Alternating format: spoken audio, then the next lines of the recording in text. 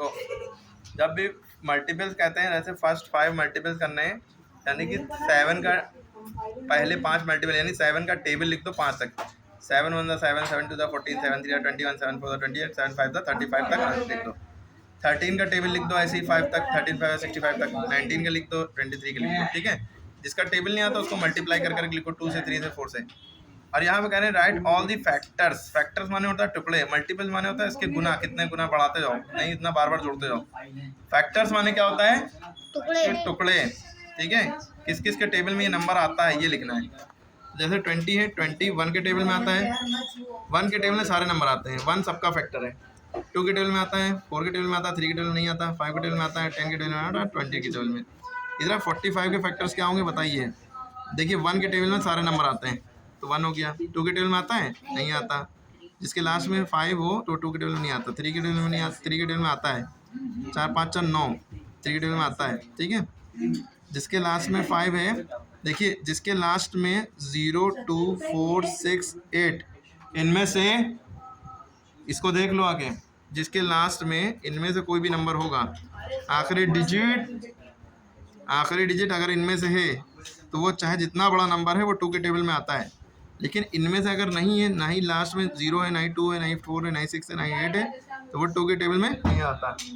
Clear है? जैसे हमने लिखा 5 6 8, ये 2 के टेबल में आता है, नहीं आता है। ये ना सोचिएगा 2 के टेबल खाली 2 10 20 तक होता है, ऐसा नहीं है, अनलिमिटेड टेबल होते हैं। लास्ट डिजिट हम देखते हैं, अगर लास्ट डिजिट इनमें से 0 2 4 6 8 में से है, यानी कि 2 के टेबल में से है, लास्ट डिजिट है, तो ये पूरा नंबर 2 के टेबल में आता है, यानी 2 से डिवाइड हो जाएगा, रिमाइंडर 0 बचेगा, ठीक है। अब ये इसमें देखिए 5 है लास्ट में, क्या इनमें से कोई नंबर 5 है? नहीं है, तो ये 2 के टेबल में नहीं आएगा। अब 2 के बाद आता है 3, क्या ये नंबर 3 के टेबल में आता है? 3 के, तो हम कैसे 3 से चेक करने का तरीका ये है, 2 से चेक करने का तरीका ये है कि इनमें के लास्ट में ये देखते हैं। 3 से चेक करने का तरीका ये है कि जो भी नंबर लिखा है उसके बीच में प्लस लगा लो। क्या लगा लो? प्लस। 5 4 9, 9 3 के टेबल में आता है ना, तो 45 भी 3 के टेबल में आता है, यानी कि 45 3 के टेबल में आता है। 4 के टेबल में 45 नहीं आता, 4 10 40, 4 11 44, 4 12 48, ठीक है।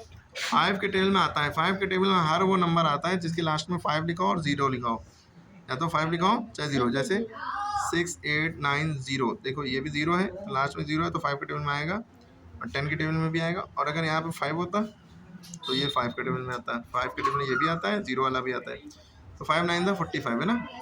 6 के टेबल में नहीं आएगा, 7 के टेबल में नहीं आएगा, 8 के टेबल में नहीं आएगा, 9 के टेबल में आएगा, 9 5 था 45।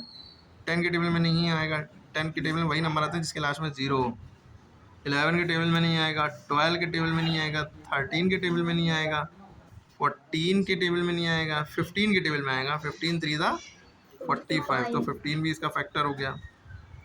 16 के टेबल में नहीं आता है, 17 18 20 21 22 23 किसी के टेबल में फिर नहीं आता। अब डायरेक्ट ये किसके टेबल में आएगा? 45 के टेबल में। क्लियर हो गई बात? तो जिसके टेबल में वो नंबर आता है 45, जितना बड़ा नंबर था उतना ही बड़ा तक नंबर तक हम पहुंच गए, पर अब उसके बाद इसके फैक्टर नहीं होंगे। हर नंबर का फैक्टर 1 होता है, सबके नंबर का फैक्टर वो होगा, 20 का फैक्टर 1 होगा, और वो खुद अपना आपका फैक्टर होता है 20 के टेबल में भी 20 आता है, 45 के टेबल में भी 45 आएगा, तो 1 ये दोनों तो फैक्टर होंगे हर नंबर के। रही बात कि बीच ये ट्रिक की 2 3 5 7, इनसे ट्रिक से याद रखा जाता है। 2 की ट्रिक ये है, 3 की ट्रिक सबको जोड़ दो। अब क्या ये नंबर 3 के टेबल में आएगा, तो 5 + 6 + 8, 5 6 5 6 8 से 14, 5 19, 19 3 के टेबल में नहीं आता, ये नंबर 3 के टेबल में नहीं आता है। इसी तरह आप इन सब के फैक्टर करिए, 36 का करिए, 63 का करिए, 54 का जल्दी से करिए, करके बताइए, ठीक है। ये फैक्टर का, हाँ।